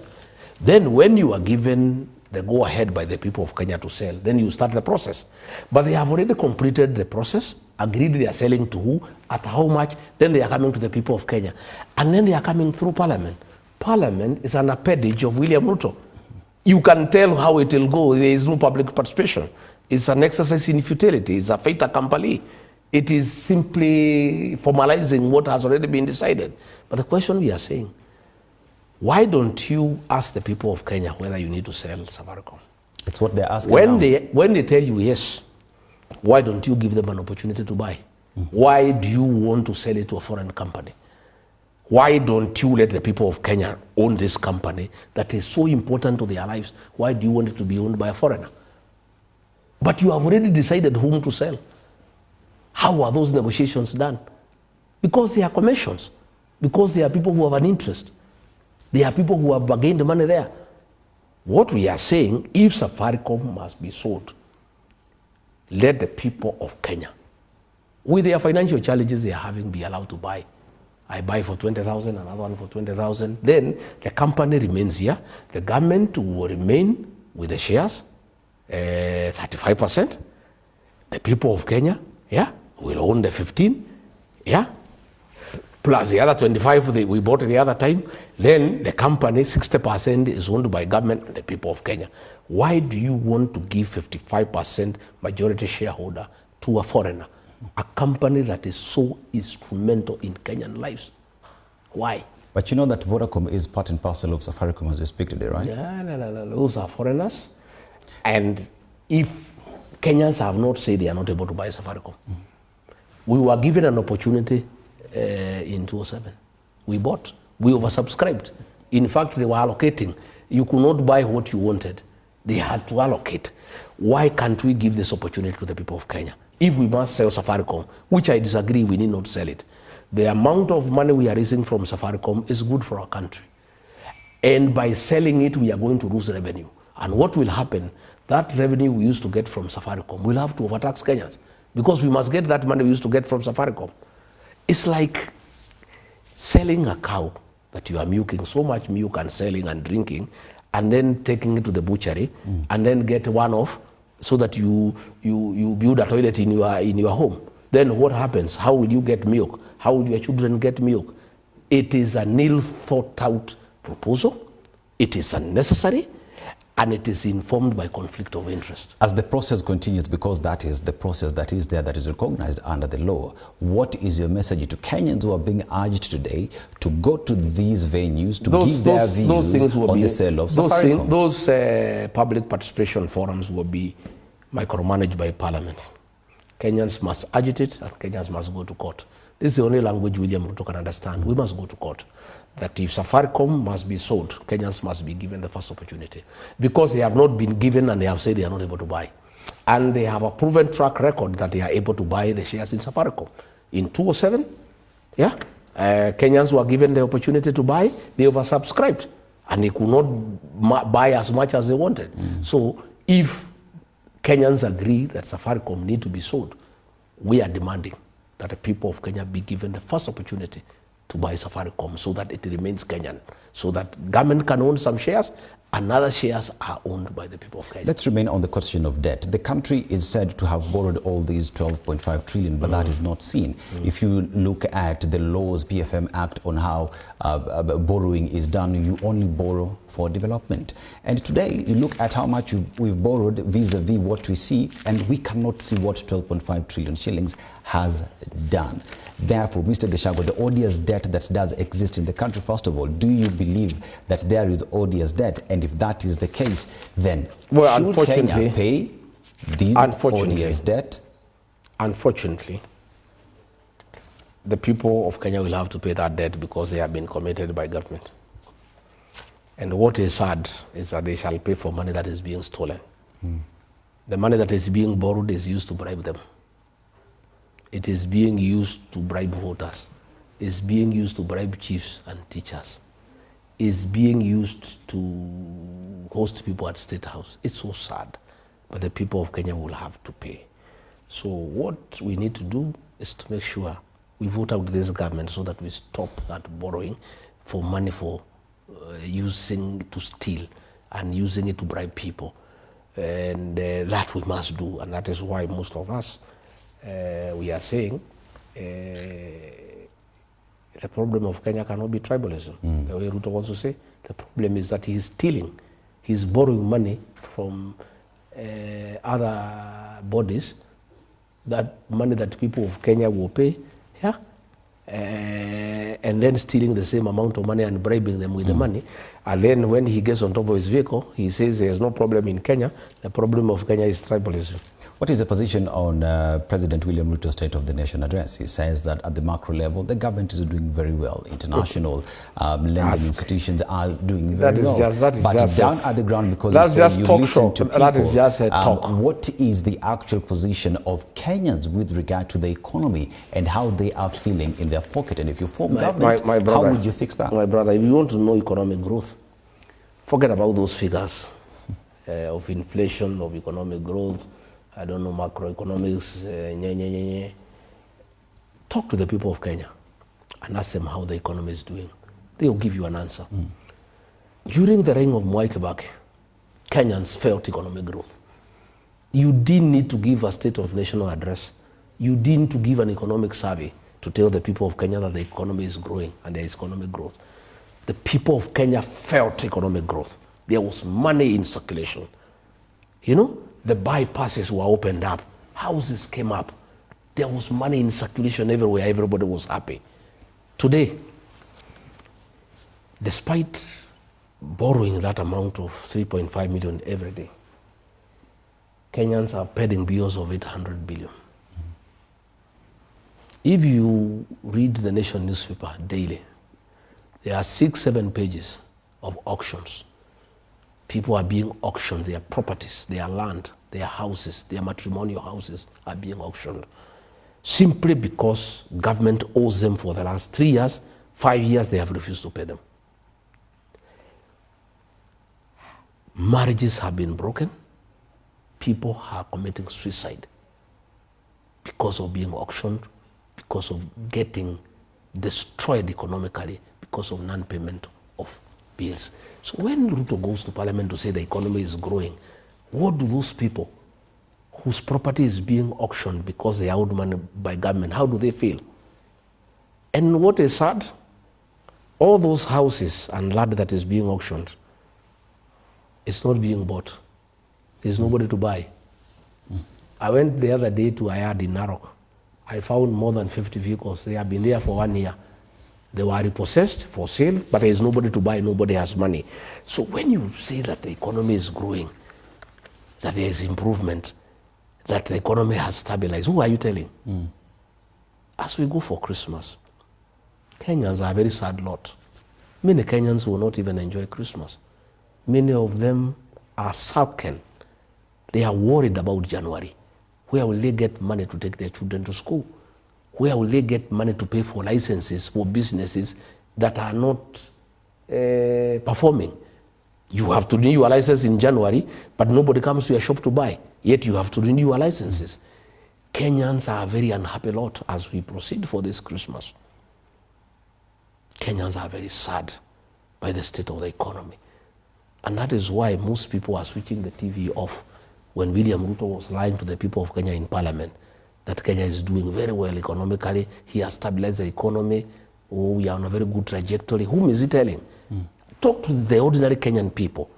You know, today, tea farmers, they are going home with bonus as less as 12 shillings. That's something that has not happened in the history of this country. Simply because William Ruto mismanaged foreign policy on the relationship with Sudan. He went to interfere with the internal affairs of Sudan. He went to work with the rebel groups, sending them arms, buying gold from them. Then the government of Sudan got annoyed and stopped importing our tea. We have been selling 15% of our tea, of our green tea to Sudan. As a result, most of our tea is in Mombasa and bought. And the prices have gone down because we used to get very good prices from Sudan. As we speak today, farmers from his place in Kericho are saying 1 term. Farmers in Nandi are saying 1 term. Tea farmers from his place where he comes from.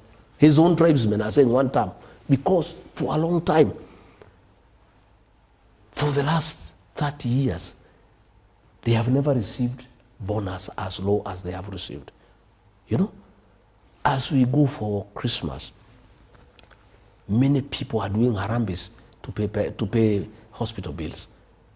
SHA is not working. They have been deducted money, but SHA cannot pay. Many people over this Christmas have harambis to raise money for hospital bills. You know, many people They have supplied food to hospitals. They have not been paid.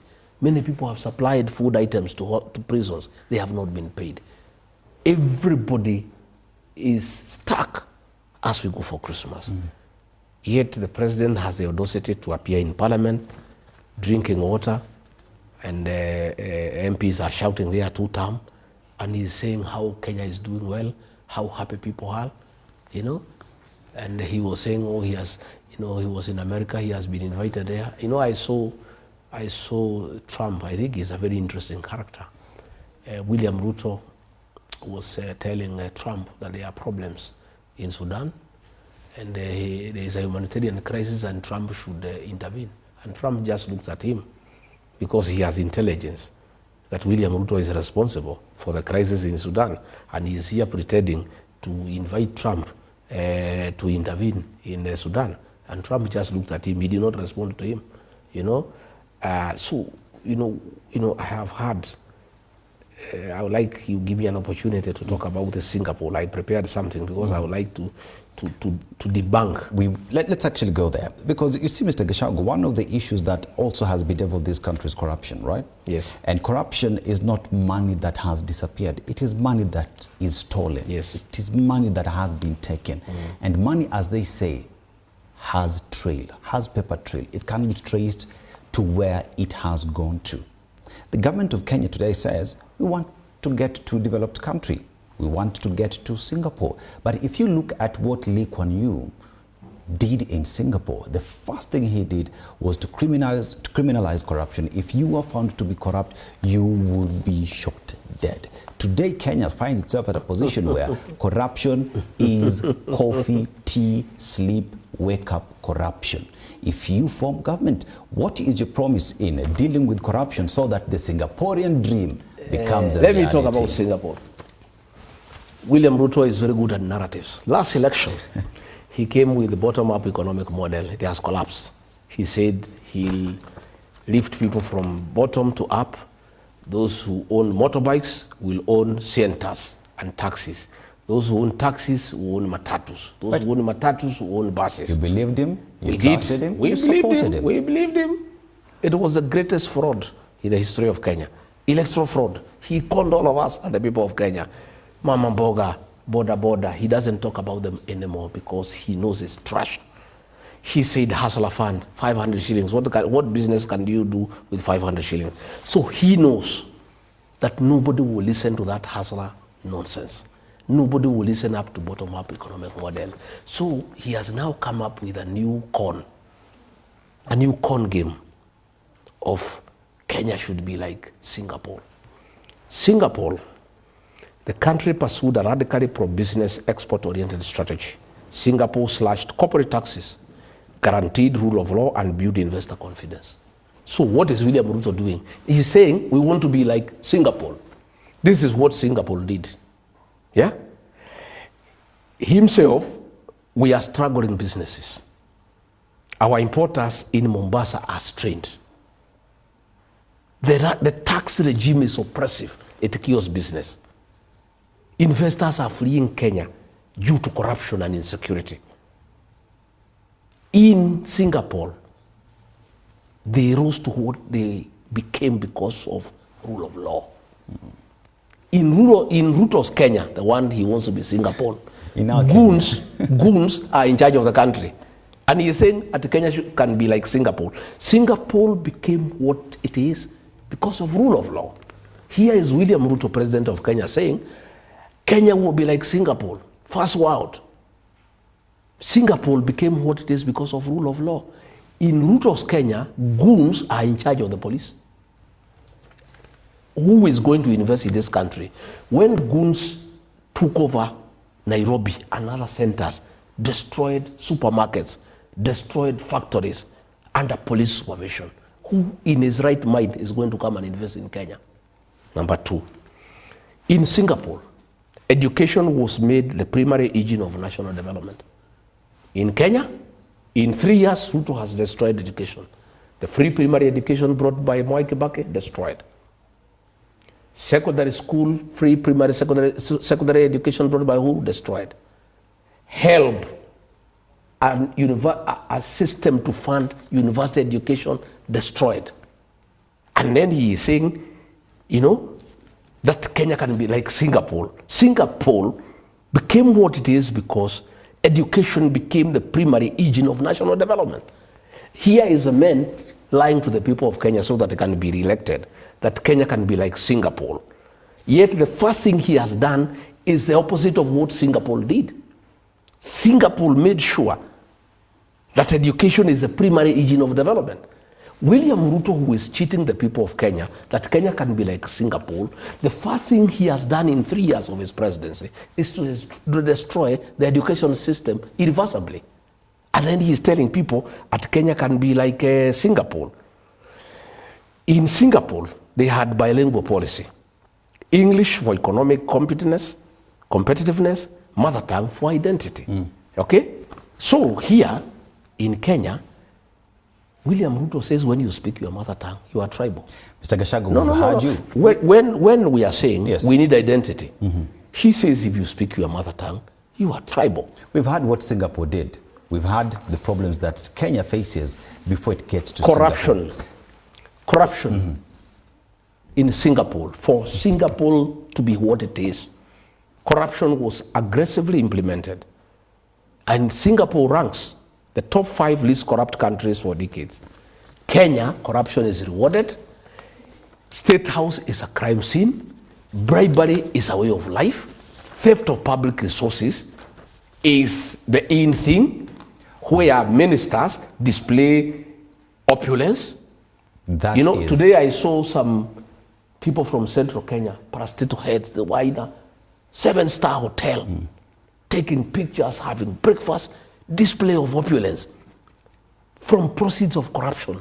Kenya, corruption is part of our life. Mr. Gachagua, and then Ruto is telling Singapore. us, he is telling us, whereas Singapore is where it is because it dealt with corruption.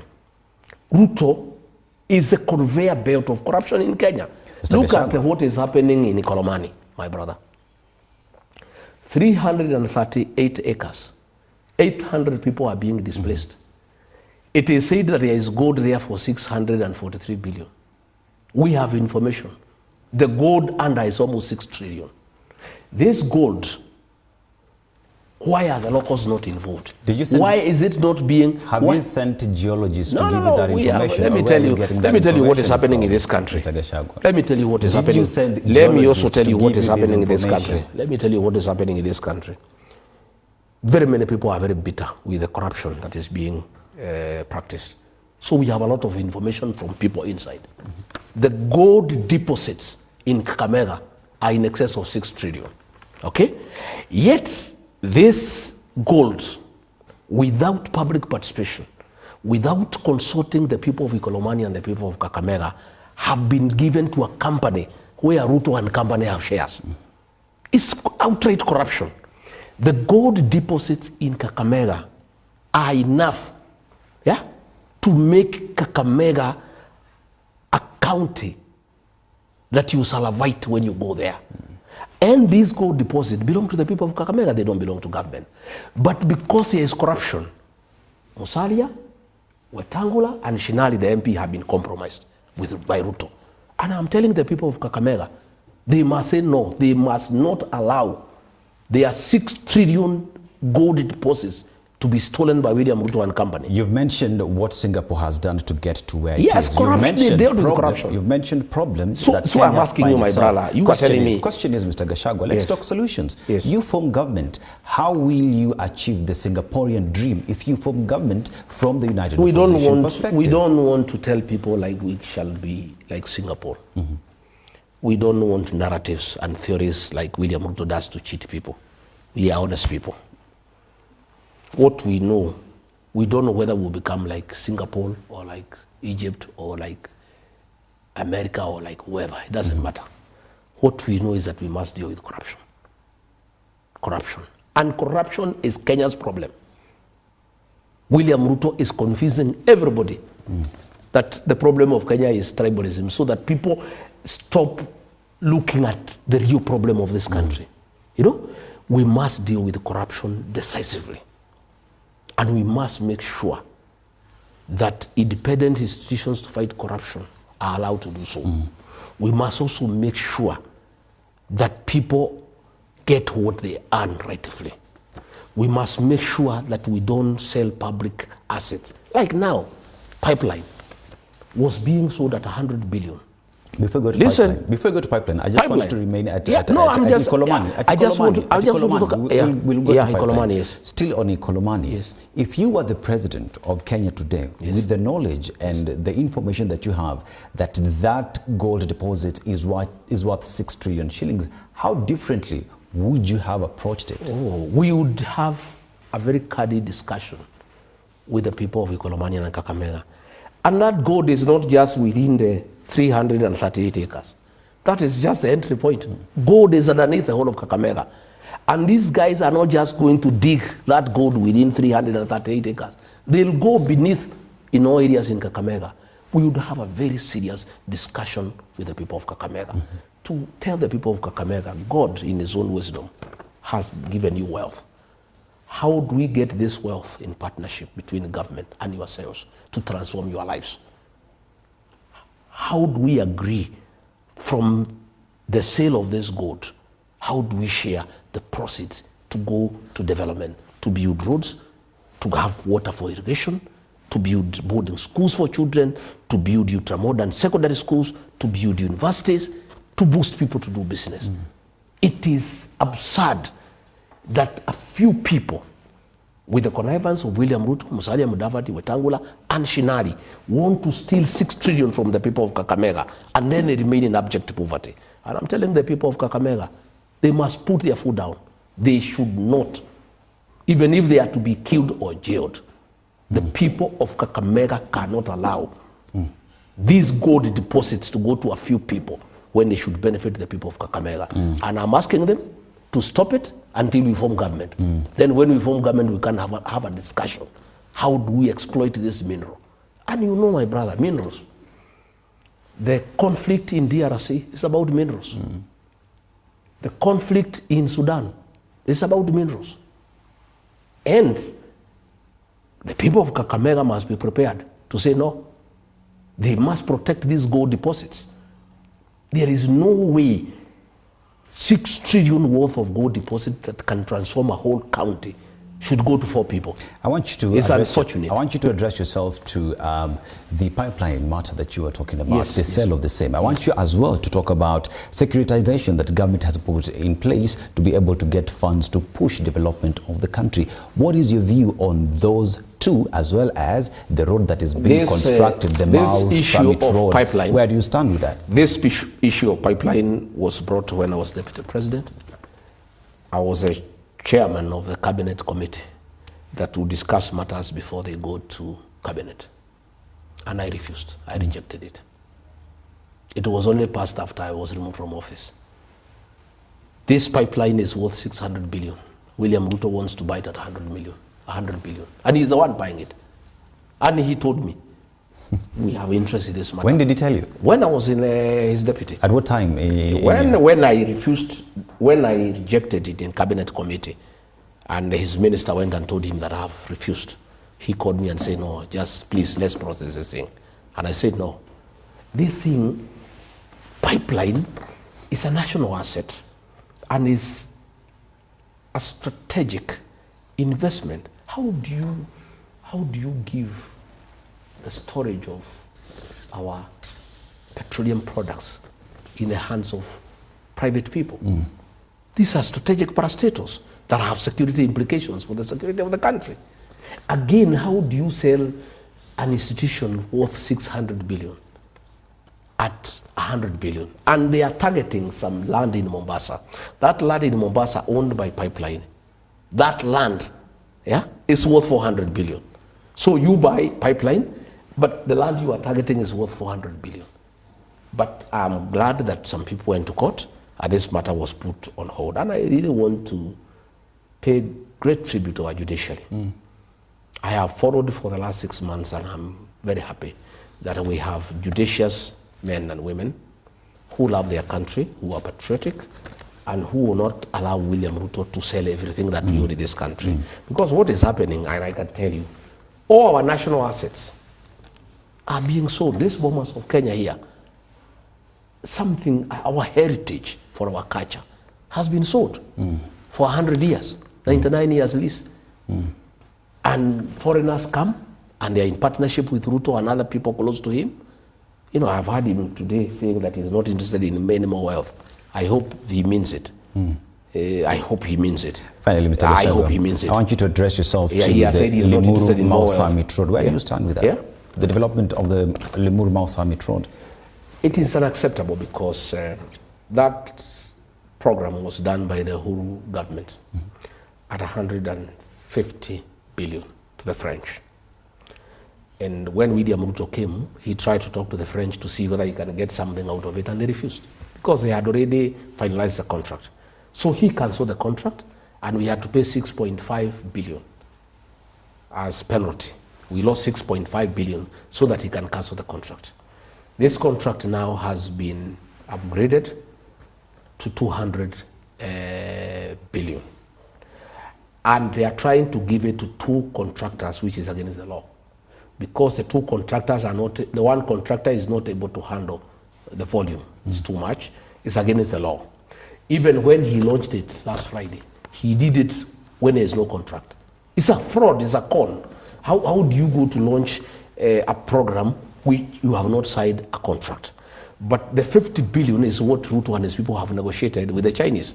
And this Chinese company, and we are telling the Chinese government, this CBRC, it is involved in a lot of corruption here in this country. And the way they are paying commission to the president is building up hotels and go downs for him in Mombasa Road and a hotel in Taveta. It is a very corrupt company, CBRC. And the Chinese people should know that that company is a purveyor and a conveyor of corruption in this country. Do you have evidence to that effect, Mr. Gachagua? How do you explain that the Can you share them with us? No, I'm asking. Do you need rocket science or to have gone to a school for corruption studies? One would say, everything that you say, Mr. Gachagua, has to be backed by evidence. Because all you say is just allegation. Why would you cancel a contract for 150 billion and do it for 200 billion? Same road, same country, different times. Why would anybody want to do that? Why would you be prepared to lose 6.5 billion to cancel a contract that you have no reason to do it? It is because of conflict of interest. And my brother, we also live in this country. And we know what is going on, and many people are talking to us, and we are saying it is insulting to the people of Kenya for Ruto to say that Kenya can be like Singapore.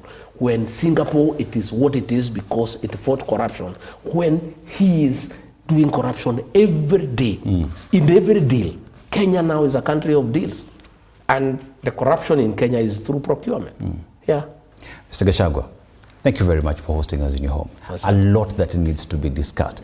Time is never enough to canvass everything that we have to discuss in 2 hours and some change. But that notwithstanding, Mr. Gachagua, we are heading to Christmas. Look straight into that camera. Speak to Kenyans, your final remarks and Christmas message to them. I want to empathize with the people of Kenya as we proceed for Christmas. I appreciate the troubles they are going through, the pain, the anguish, the uncertainty, the economic and financial challenges that our people are undergoing.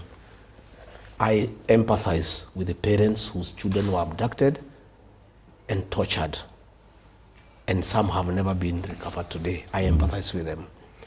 I really feel for the people of Kenya because of the lies that their president gives them every day when they can see the country is being looted left, right, and center, and there's nothing they can do. Yes. But I want to give hope to the people of Kenya as they go for Christmas, that Kenyans are very resilient people and they are very determined. I want to ask the people of Kenya to be patient and to have faith in the united opposition.